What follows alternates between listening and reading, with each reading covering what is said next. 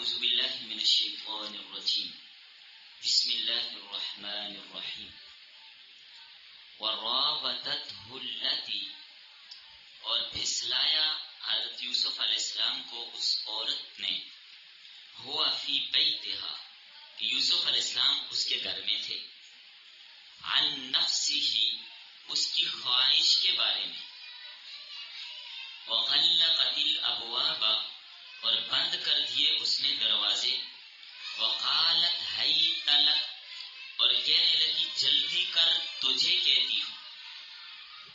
قال، فرمایا حضرت یوسف علیہ السلام نے، معاذ اللہ، اللہ کی پناہ، انہ ربی، بے شک وہ میرا آقا ہے، احسن مثوایا، اچھا بنایا ہے اس نے میرا ٹھکانہ، انہ لا یفلح الظالمون، بے شک شان بات یہ ہے کہ ظالم لوگ کبھی کامیاب نہیں ہوتے، ظلم کرنے والا کبھی فلاح نہیں پاتا۔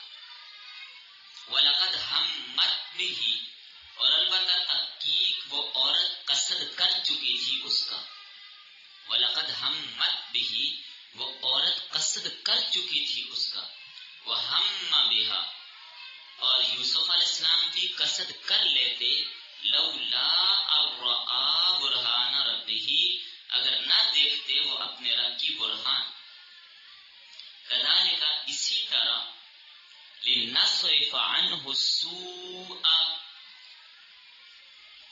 اسی طرح تاکہ ہم پھیر دیں اس سے برائی کو، والفحشاء، اور بے حیائی کو، انہ من عبادنا المخلصین، بے شک وہ ہمارے چنے ہوئے بندوں میں سے تھے، یوسف علیہ السلام ہمارے چنے ہوئے بندوں میں سے تھے۔ واستبق الباب، وہ دونوں دوڑے دروازے کی طرف، وقدت قمیصہ، اور پھاڑ دیا اس عورت نے یوسف علیہ السلام کی قمیص کو، من دبر، پیچھے کا دامن، وَأَلْفَ يَا سَيِّدَهَا، پایا ان دونوں نے اس کے آقا کو، یعنی اس عورت کے خاوند کو، لَدَى الْبَابَ، دروازے کے پاس، قالت، کہنے لگی، ما جزاء، کیا سزا ہے، من اراد بأہلک، جو ارادہ کرے تیری بیوی کے ساتھ، سوءا، برائی کا، الا ان یسجن، مگر یہ کہ اس کو قید کیا جائے، او عذاب علیم، یا سزا ہو اس کو دردناک۔ بس آیت نمبر 23 تا آیت نمبر 25، سورہ یوسف کا درس نمبر 7۔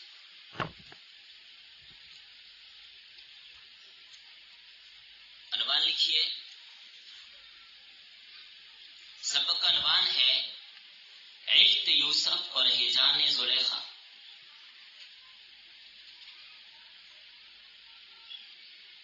ربط، حضرت یوسف علیہ السلام کا واقعہ چلا آ رہا تھا کہ وہ مصر میں پہنچے، عزیز مصر نے ان کو خریدا اور اپنی اہلیہ کے پاس چھوڑ دیا، اور اس سے کہا کہ اس کو اچھا ٹھکانہ دینا ہے، اس کو شہزادوں کی طرح رکھنا ہے، غلاموں کی طرح نہیں رکھنا۔ اور یوسف علیہ السلام مصر میں رہنے لگے۔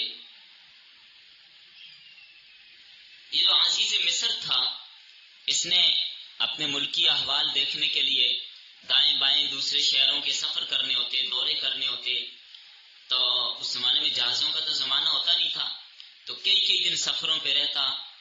تو اس موقع پر بھی اسی بات کا تذکرہ ہے، کسی سفر پر گھر سے باہر تھا، تو اس کی بیوی کا ارادہ بدل گیا۔ اللہ نے حضرت یوسف علیہ السلام کی عفت اور پاک دامنی کو محفوظ رکھا۔ آج کے سبق میں اس کو بیان کیا جا رہا ہے، کمال عفت کو بیان کیا ہے آج کے سبق میں۔ فرمایا البتہ تحقیق اس عورت نے حضرت یوسف علیہ السلام کو پھنسانے کی فکر کی،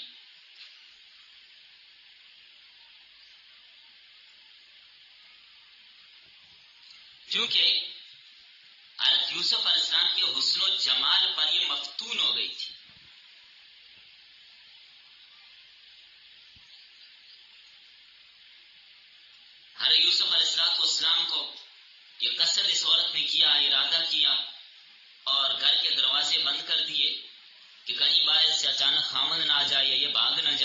اس نے پہلے دروازے لاک کیے اور یوسف کو بلایا تو انہوں نے فرمایا معاذ اللہ. مقصد اس کا یہ تھا کہ حضرت یوسف کو ان کی ذات سے ہٹا دے. سب آزمائش کھڑی کر دی اس عورت نے، دروازے بند کر دیے کہیں یہ نکل کر بھاگ نہ جائے. اپنی طرف بلایا تو حضرت یوسف فرمانے لگے اللہ کی پناہ، معاذ اللہ، اللہ مجھے اس کام سے بچائے جس کی طرف تو بلا رہی ہے. فرمایا بے شک وہ شخص جس نے مجھے خریدا ہے، یعنی تیرا خاوند، میرا مربی، اس نے مجھے اچھا اور بہترین ٹھکانہ دیا. یہاں پر دونوں تفسیریں کی گئی ہیں. یا تو اس سے مراد انہ ربی احسن مثوائی، یا تو مراد یہ کہ اللہ تعالیٰ نے مجھے اچھا ٹھکانہ دیا تو اللہ تعالیٰ نے بھی اچھا ٹھکانہ دیا، ٹھیک ہے. یا تو مراد اس سے آقا ہے، یعنی اس عورت کا خاوند جو عزیز مصر تھا. تو یوسف یہ فرما رہے ہیں کہ وہ میرا آقا جو ہے، جو عزیز مصر ہے، اس نے مجھے اچھا ٹھکانہ دیا، اپنے گھر میں رکھا، کھانا کھلاتا ہے، شہزادوں کی طرح پالتے ہے، تو میں اس کی عزت پر حملہ نہیں کر سکتا. یہ فرمانا چاہتے ہیں اس کے احسان کے بدلے میں اس سے برائی نہیں کر سکتا. اور تیسری بات فرمائی کہ ظالم لوگ کبھی فلاح نہیں پاتے. پہلی بات معاذ اللہ، دوسری بات فرمائی کہ اللہ تعالیٰ نے یا میرے آقا نے مجھے اچھا ٹھکانہ دیا، میں اس احسان کے بدلے میں برائی نہیں کر سکتا. تیسری بات فرمائی ظالم لوگ کبھی فلاح نہیں پاتے، اگر میں بھی ایسا کام کروں تو ظالم ٹھہروں گا اور فلاح نہ پاؤں گا. یہ اپنے پر بھی ظلم ہے اور تیرے شوہر پر بھی ظلم ہے. اگر زلیخا یہ فطرت بشری اور نفس امارہ کے غلبے سے مغلوب ہو گئی تھی تو حضرت یوسف علیہ السلام اللہ تعالیٰ کی طرف سے جو خداداد علم تھا، حکمت تھی، پیغمبرانہ عصمت تھی، حضرت یوسف پر اس کا غلبہ تھا. تو اسی لیے فوراً فرمایا معاذ اللہ، کہہ کر اللہ کی پناہ میں داخل ہو گئے، اللہ کی پناہ میں داخل ہو گئے. تو سمجھیے گا بات کو، اگر حضرت یوسف علیہ السلام اپنے رب کی دلیل کو نہ دیکھتے تو ایسے وقت میں بچنا بہت مشکل ہوتا ہے. اس لیے کہ مانع کوئی نہیں، رکاوٹ کوئی نہیں، کوئی تیسرا موجود نہیں، دروازے بند ہیں. تو انبیاء معصوم ہوتے ہیں، یہی برہان ہے، یہی مانع اور رکاوٹ ہے. سب گواہی موجود ہیں. فرمایا ہم نے یوسف کو اپنی برہان دکھائی تاکہ اس سے برائی کو پھیر دیں، ان کے قریب بھی نہ آنے پائے. وہ مخلص اور معصوم بندوں میں سے ہیں جن پہ شیطان کا قابو نہیں چلتا. شیطان نے خود اعتراف اور اقرار کیا تھا کہ تیرے مخلص بندوں پر میرا داؤ نہیں چلتا. خود شیطان نے کہا لَأُغْوِيَنَّهُمْ أَجْمَعِينَ إِلَّا عِبَادَكَ مِنْهُمُ الْمُخْلَصِينَ، تیرے بندوں کو میں گمراہ کروں گا لیکن جو مخلص ہوں گے ان پر میرا داؤ، میرا فریب نہیں چلے گا. تو یوسف کو مخلص قرار دیا.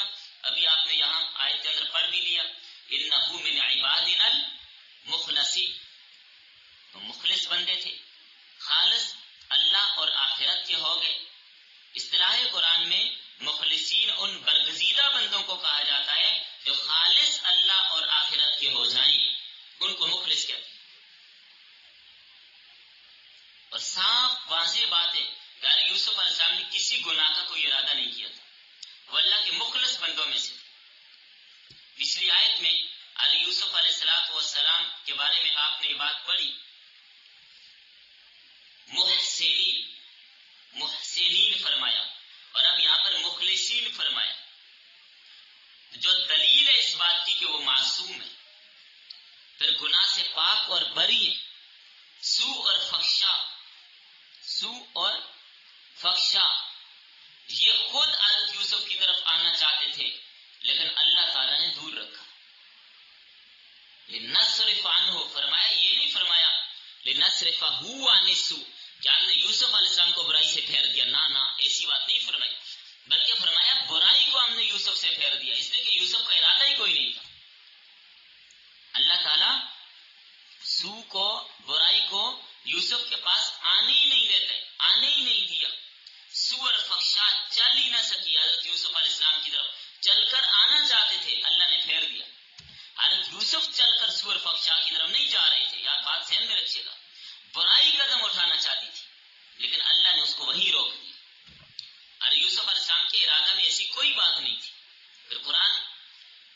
کے اندر چونکہ یہاں پر جو ہم کا لفظ آیا ہے، ہم یوسف علیہ السلام کے بارے میں یہاں پر آپ نے پڑھا، انہوں نے بھی ارادہ کیا، اس عورت نے بھی ارادہ کیا. اس سے بعض لوگوں کو بڑی غلط فہمی ہوئی ہے، غلط تفسیریں کر گئے یہاں پہ. وَلَقَدْ ہَمَّتْ بِهِ وَهَمَّ بِهَا، اس عورت نے بھی قصد کیا، ہمت بِهِ وَهَمَّ بِهَا، اور یوسف علیہ السلام نے بھی قصد کیا، دونوں نے قصد کیا. تو بعض لوگوں کو شبہ یہ ہوا کہ جس طرح برائی کا ارادہ اس عورت نے کیا تھا تو یوسف علیہ السلام نے بھی کیا تھا، لیکن اللہ نے یوسف علیہ السلام کو بچا لیا. لیکن یہ غلط ہے. یوسف نے برائی کا ارادہ نہیں کیا تھا، برائی کا ارادہ کیا ہی نہیں ہے. آپ دلائل میں دیکھیے، میں آپ کو بات سمجھاتا ہوں. یوسف علیہ السلام نے برائی کا ارادہ کیا ہی نہیں ہے. برائی حضرت یوسف کی طرف آنا چاہتی تھی، اللہ نے برائی کو وہیں پر روکا. یوسف برائی کی طرف نہیں جانا چاہتے تھے، چاہے یوسف کے قدم روکے ہو، نہ ایسا نہیں ہوا. یہ دلیل ہے کہ یوسف نے کسی فحشا کا قصد نہیں کیا تھا. یہ سب قصد اس عورت کی طرف سے تھا، یہ سب قصد اس عورت کی طرف سے تھا. یہاں پر راودتنی اس بات پر دلالت کرتا ہے کہ دونوں کا قصد الگ الگ تھا، دونوں کا قصد الگ الگ تھا. یوسف کا ارادہ اور تھا، زلیخا کا ارادہ اور تھا.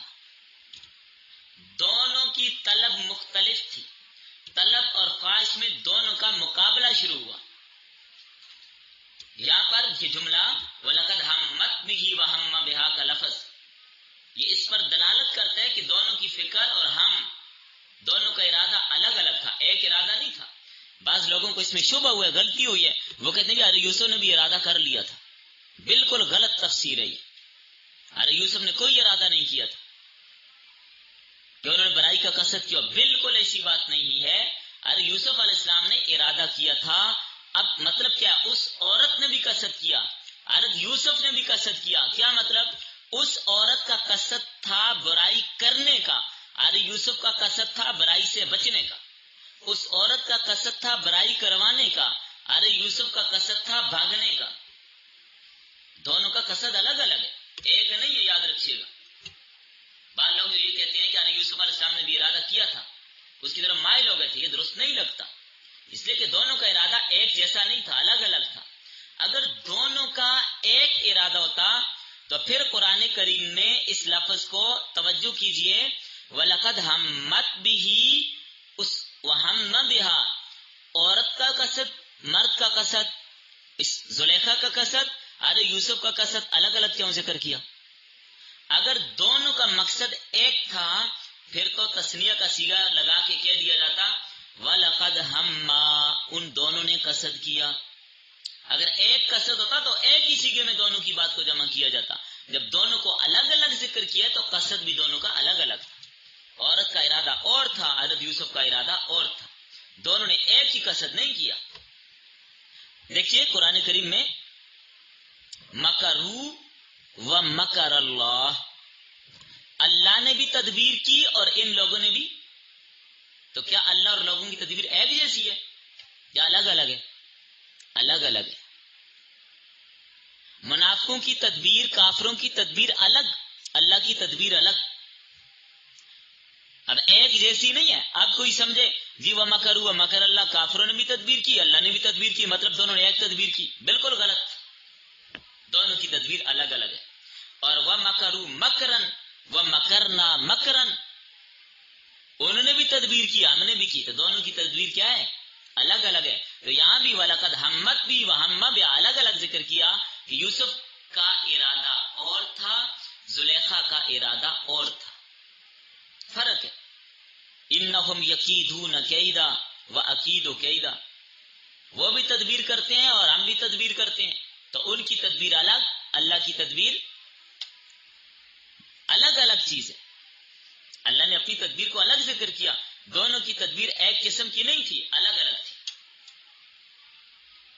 تو یہاں پر یوسف علیہ السلام کا قصد اور زلیخا کا قصد الگ الگ ہے، ایک جیسا مختلف ہے. اب دیکھیں یہاں پر بات لگ گئی. میں آپ کو بتاتا چلوں، ویسے سورۃ النساء میں اس بات کو تفصیلاً آپ نے پڑھ لیا. حضرت عیسیٰ علیہ السلام کا تذکرہ آپ نے پڑھا تھا. یہودیوں نے بھی تدبیر کی، اللہ نے بھی تدبیر کی. یہودیوں کی تدبیر کیا تھی؟ حضرت عیسیٰ کو قتل کرنا، سولی پہ لٹکانا، مار دینا. اللہ کی تدبیر کیا تھی؟ مار دینا. اللہ کی تدبیر تھی بچانا. اب دیکھیں نا، یہیں پر آپ مرزائیوں کو یہ بات کہیں. آج کے سبق میں بڑی اچھی بات آ گئی. مرزائی کہتے ہیں کہ یہودیوں نے حضرت عیسیٰ علیہ السلام کو قتل کر دیا تھا، سولی پہ لٹکا دیا تھا. تو ہم یہودیوں سے پوچھتے ہیں، یہ بتاؤ اللہ تعالیٰ یہودیوں کے ساتھ تھے یا حضرت عیسیٰ کے ساتھ تھے؟ تو کہتے ہیں توبہ توبہ استغفر اللہ، اللہ حضرت عیسیٰ کے ساتھ تھے. تو ہم مرزائیوں سے کہتے ہیں جناب پھر آپ یہ بات خود فیصلہ کیجئے کہ یہودیوں کا ارادہ بھی تھا کہ ہم حضرت عیسیٰ کو مار دیں، اور اللہ کا ارادہ بھی کہ مار دوں، تو پھر اللہ کس کے ساتھ ہوا؟ کیا مطلب ہے؟ پھر خود آپ بولے. ورنہ ماننا پڑے گا یہودیوں کی تدبیر تھی حضرت عیسیٰ کو قتل کرنا اور اللہ کی تھی بچانا. اور تم کہو نہیں عیسیٰ قتل ہو گئے، تو پھر تمہارا مطلب تو کیا ہوا کہ اللہ یہودیوں کے ساتھ ہو گیا. جبکہ یہاں پر تدبیر اللہ نے بچانے کی اللہ نے بچا لیا. تو یہاں پر حضرت یوسف علیہ السلام کی تدبیر بچنے کی ہے، بھاگنے کی ہے.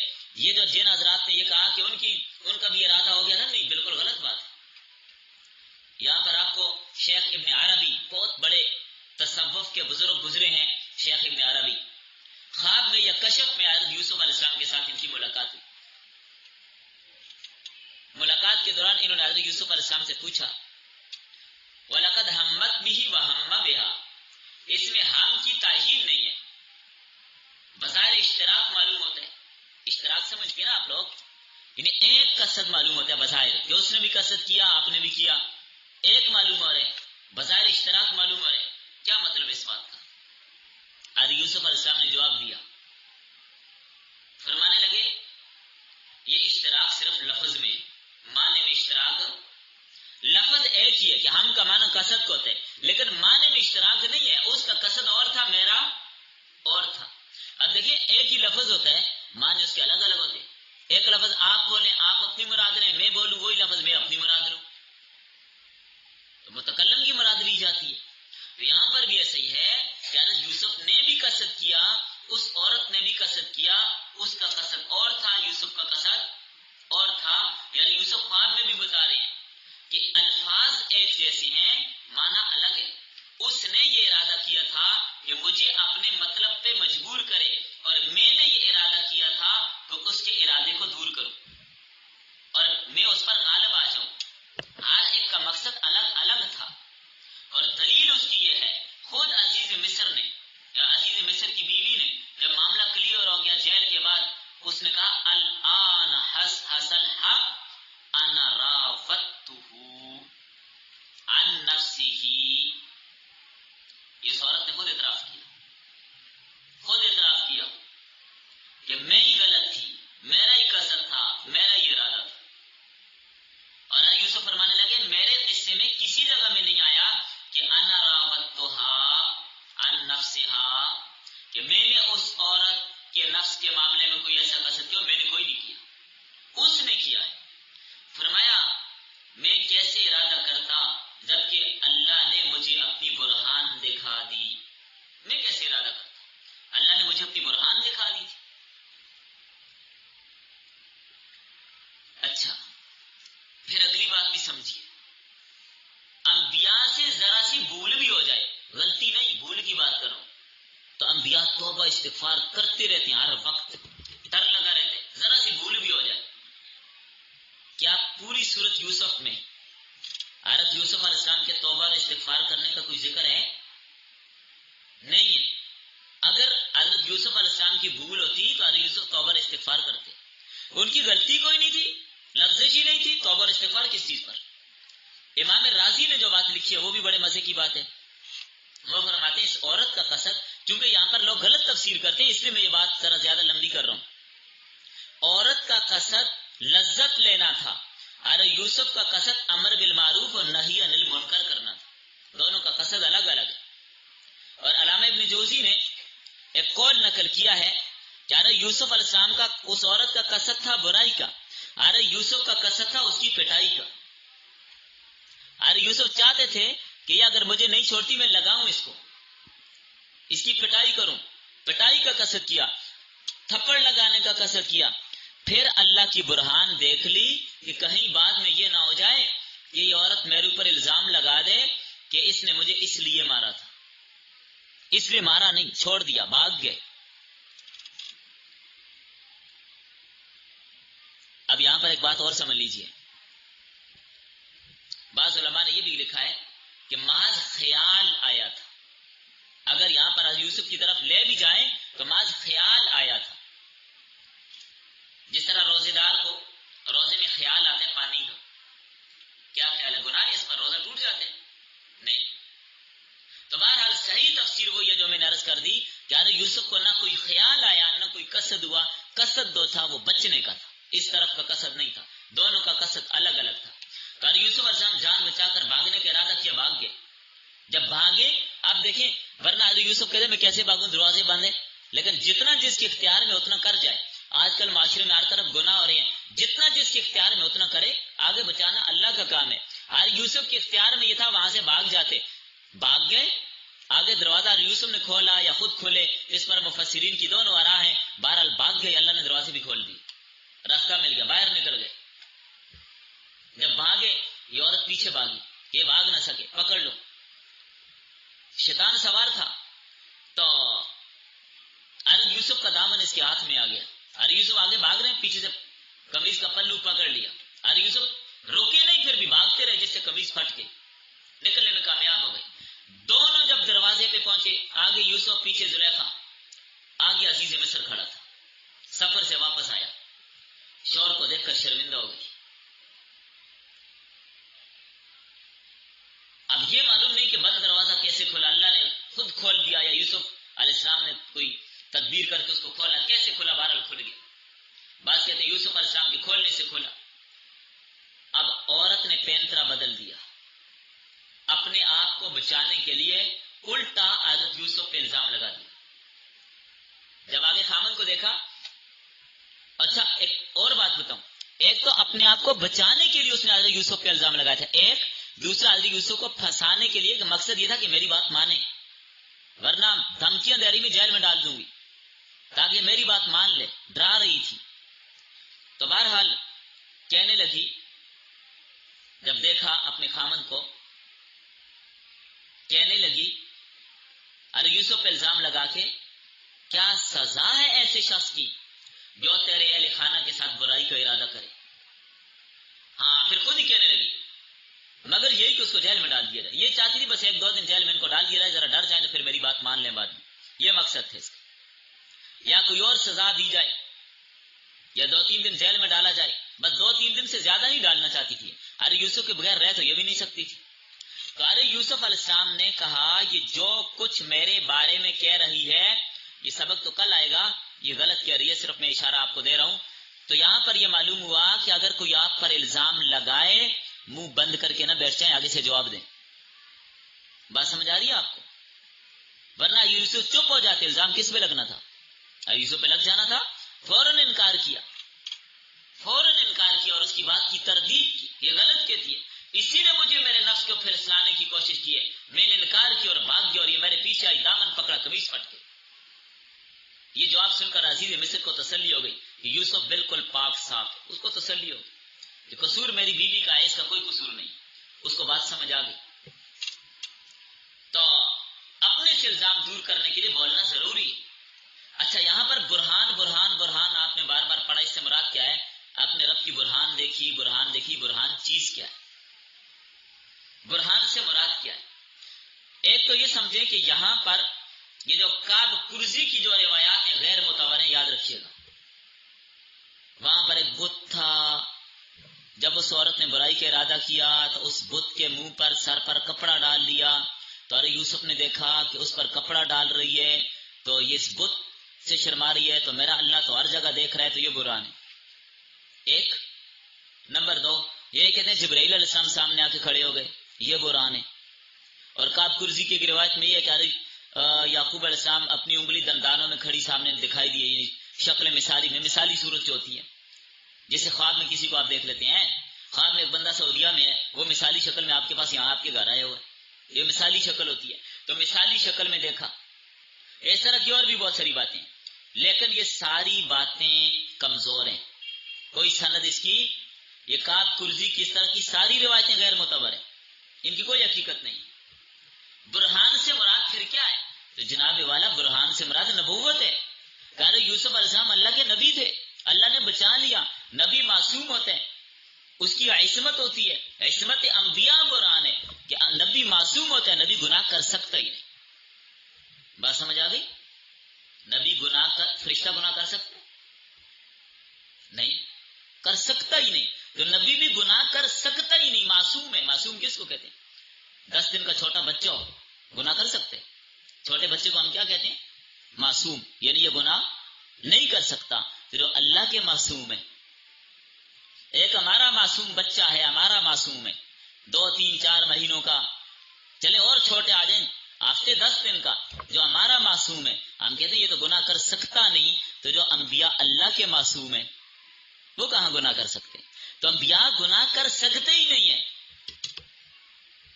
یہ ہے برہان۔ برہان سے یہ مراد ہے وَتِلْكَ حُجَّتُنَا آتَيْنَاهَا إِبْرَاهِيمَ، یہ قرآن اس پر دلیل ہے کہ برہان سے مراد کیا ہے؟ نبوت۔ یہاں پر حضرت یوسف علیہ السلام نے اس عمل کو، بدکاری کو ظلم قرار دیا، ظلم قرار دیا اس کو۔ اب ظلم کس اعتبار سے ہے؟ اِنَّهُ لَا يُفْلِحُ الظَّالِمُونَ، ظالم کامیاب نہیں ہوتے۔ تو یاد رکھیے کئی اعتبار سے بدکاری ظلم ہے۔ سب سے پہلے تو اپنی جان پر ظلم ہے، اخلاق گئے، روپیہ گیا، جان گئی، اپنی جان پہ ظلم۔ نمبر 2 پورے خاندان پر ظلم۔ نمبر 3 اس عورت پر ظلم۔ نمبر 4 اس کے خاندان پر ظلم۔ نمبر 5 اس کے شوہر پر ظلم۔ نمبر 6 آنے والے مولود بچے پر ظلم، اور نمبر 7 پورے ملک اور قوم پر ظلم۔ یہ سب ظلم ہے۔ تو اسی لیے حضرت یوسف علیہ السلام نے اس کو ظلم قرار دیا۔ باقی اگلا حصہ کل کے سبق میں آ رہا ہے کہ پھر آگے کیا ہوا، حضرت یوسف علیہ السلام کی صفائی کیسے پیش کی گئی، کس طرح حضرت یوسف علیہ السلام سے الزام ختم ہوا، اور عزیز مصر کی جو اہلیہ تھی، اس کے علاوہ باقی شہر کی دیگر وزراء کی بیویوں میں بات کیسے پہنچی، کیسے مشہور ہو گئی، پھر آگے مرحلہ کیسے چلا، اس قصے کا اگلا حصہ انشاءاللہ کل کے سبق میں آئے گا۔ ابھی بس کر لیتے ہیں۔ ہاں، یہاں پر ایک بات ذہن میں رکھیے گا، یہ جو حضرت یوسف علیہ السلام نے جو بھاگنے والا عمل کیا نا، یہ ہمارے لیے سبق ہے، ہمارے لیے سبق ہے، سبھی کے لیے، کہ گناہ ہزاروں قسم کے ہیں، بے شمار گناہ ہیں، سود، رشوت، جوا، جھوٹ، غیبت، چغلی، فساد، بے شمار گناہ ہیں۔ اب گناہ سے بھاگنا سنت یوسفی، اور یوسف علیہ السلام کی سنت ہے۔ تو اس لیے کوئی بھی گناہ ہو، لوگ کہتے ہیں ہم گناہ سے نہیں بچ سکتے، یہ گناہ ہوتا ہے، یہ ہو جاتا ہے، تو بھائی جتنا اپنے اختیار میں اتنا تو کر لے، اتنا تو کر لے، باقی بچانا آگے اللہ کا کام ہے۔ آپ دیکھ لیجیے اللہ نے پھر حضرت یوسف کو آگے کیسے بچا دیا۔ چلیں بس۔